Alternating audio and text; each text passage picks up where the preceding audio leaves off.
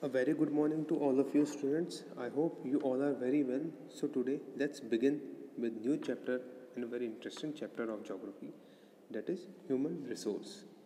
Students, before starting this chapter, I would like to let you know that we will cover this chapter in two parts. In part 1, we will talk about and discuss about the introduction, like what this chapter wants to say, what is population is all about, and why do we study population, what are the various aspects of population, and what are the different characteristics, qualities, etc. of the population in part 1. And in part 2 we will study about the factors affecting the distribution of population. What factors? Like geographical factor, economic, culture, minerals, water, then population growth and the process of population changes, how the pattern of population changes. Okay, so without any delay, let's continue with part 1. So, all the humans are termed as human resource. Why? The people are nation greatest resource. Whatever or whichever the place, if any person belongs to, say we belong to India, so we are India's greatest resources. Why? Because nature will become significant only when, means nature will become important only when people find it useful, means people will find how to use nature in a proper way, okay, without any pollution. So these are the people, or it is the people which create various demands, and they have their own abilities. So because of demands and abilities of the people, it turns them into resources. Human resource is an ultimate resource, or it's a great resource. Healthy, educated, and self motivated people, they develop resources as per their requirement, or as per when they require. Human resource, like the other resource, if we compare human resource and other resources, they are not equally distributed all over the world. Every human differs in education level, age, male, female, etc. Their number and characteristics also keeps changing. Means the number of human living in a particular area, what are the characteristics, like how, what is their education level, what is their age, what work they can do, etc. They keep changing on time to time. So in this screen you got to know that human must be multitasking, means it is not like that if you are doing one work then it will give you the security for your future. You must be able to do multiple tasking so that your usefulness would remain there, or your usefulness is constant. Now let's talk about the population. What is population is all about? Population is the total number of people, or the group of people who lives in a particular country, region, area at a given point of time. Means population is a distribution of people, or the total number of people who are living in a particular area and at a particular time. The people who makes up the population, or who are the part of the population, they act as the producer. Means they act, someone would be like farmer who produces vegetables, other important eatable items, as well as the consumer, like we we buy vegetables from the market and then we make the vegetable and consume it, okay, of goods and services. Now, what is the main objective? That why are we studying population? What's the use? What's the main objective reason behind that? There are many reasons. Two are mentioned here.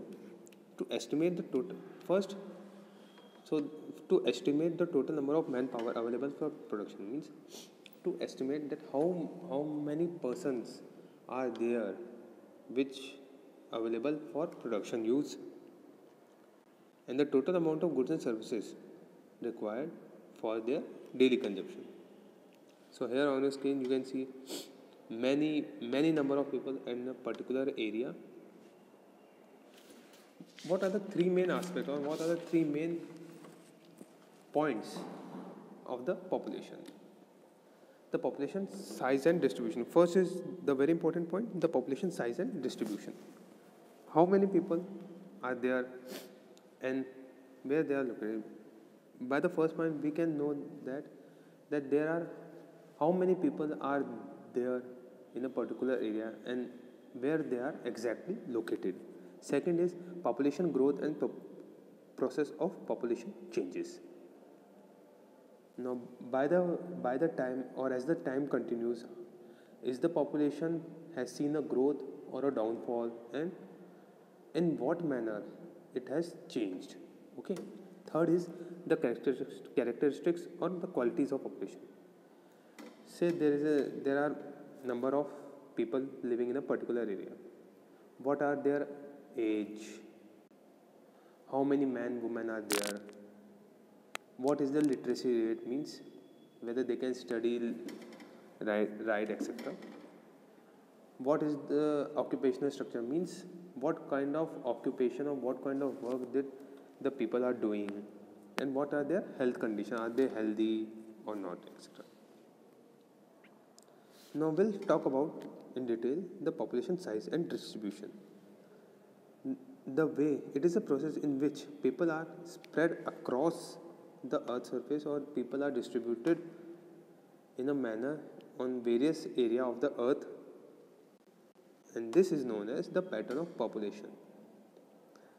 Population size and distribution is estimated by census. Okay, that's a good thing. Now, what is census? It is the process of collection, compilation and publication of information related to different aspects of people living in a country at a specific time, means census. If we talk about in India, then census happens in every 10 years.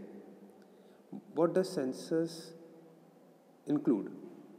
It have the collection, combining of data, and after combining, the publication of the data or the information which is related to people and their different aspects of their life. Like whenever, if you have seen that a person from government comes to your house with a register or paper, he or she writes it on that how many people are there in the house, what is your house is pakka or kacha house, what is there any kind of disease, etc.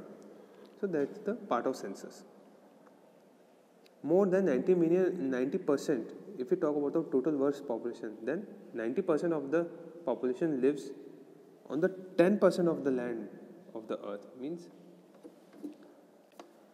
out of the 100% of land, the population lives only in 10%, and in that 10%, out of 100% of the people, 90% lives on that 10% area.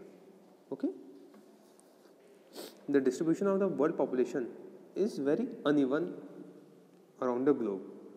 Some areas like southern Asia, they are very populated, or means there are many people living there, where some areas are very sparsely populated, like the desert region.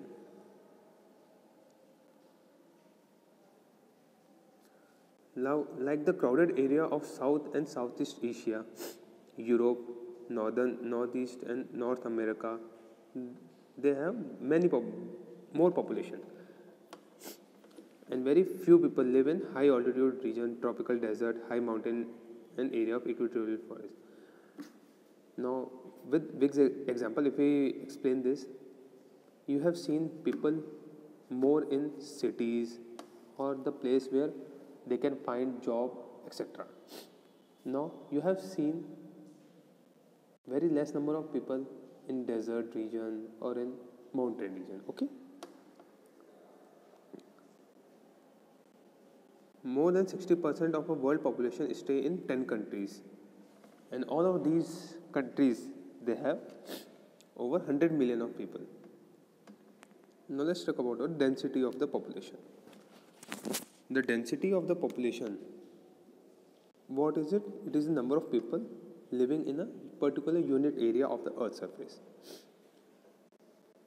And how it is expressed? It is expressed in per square kilometer. Now, if we talk about the average density of the population in this world, then it is around 45% per square kilometer. It may be less, it may be more in some areas. Now, if we talk about the South Central Asia, it has the highest density of population, which is followed by East and Southeast Asia. Okay. So here on your screen, you can see that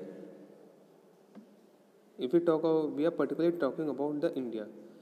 The dark red zone and the red zone, it shows that the population is very high in that region. The white region shows that there is very less or very sparsely populated region. Okay, densely populated area. The Asian countries which have adequate rainfall, like India, China, Japan, Korea, they have more population density, means more person living in a particular square kilometer area. Like countries like China, Japan, Korea, they have 100% per square kilometer. And if we talk about the southern region of Asia, like India, Pakistan, Bangladesh, the people living here, they practice intensive agriculture and therefore they have high population density. European countries which has advantage like industrialization or the place where there are many industries, then it will have high population density. Now, which countries are there? There are like Britain, France, Belgium, Netherlands, Denmark, and Germany. So here on your screen, you can see the image of the financial capital of India. What is it? It is Mumbai. So here you can see in a particular area there are many number of buildings, houses there, because most of the people from around the India comes here to find their jobs. So if they got the job here, then basically they will live there only. Okay. Medium density. So what is the medium density? These are the you will find medium density in those regions which have very little industrial development or any other kind of development is very little, such as farming, and the large area is used for pasture land, which are able to support only those limited population. And such kind of area include coastal lowlands of South America, Africa, and the river valleys of Southeast Asia. And if we talk about Central and Southern Europe countries, they are also very medium density populated. Like this. Means there are number of houses, but you will find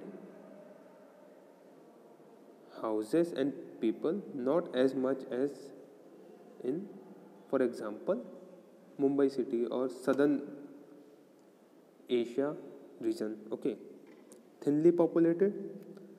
3/4 of the world area has been population, means most of the area of the world is have very low density, which is below 50% per square kilometer. And what are these areas? These areas include polar regions that are very cold, which doesn't support any life for most part of the year. So definitely human settlement will be very less there, or it is very impossible for the human settlement to sustain in desert region of Sahara, North Pole, South Pole, etc. The region which are covered with the equatorial forest, which we have studied earlier, they are also very less density region. For example, Amazon and Zaire River in Africa. And if we talk about the mountain regions, where the relief or where the temperature is not so uneven, agricultural land is less, river is very less available, so it also avoid human population to settle down. Such areas, these are found in the plateau region of South Asia. Means densely populated area where people distribution is more than 100 per square kilometer.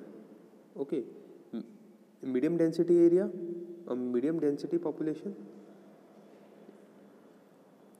those regions which have very little, less or no industrial development and thinly populated, like polar region, desert region, etc. Here you can see very thinly populated. This is the mountain area. Only few houses you can see. Okay. So students, here comes the end of part 1. I hope you have understood this part.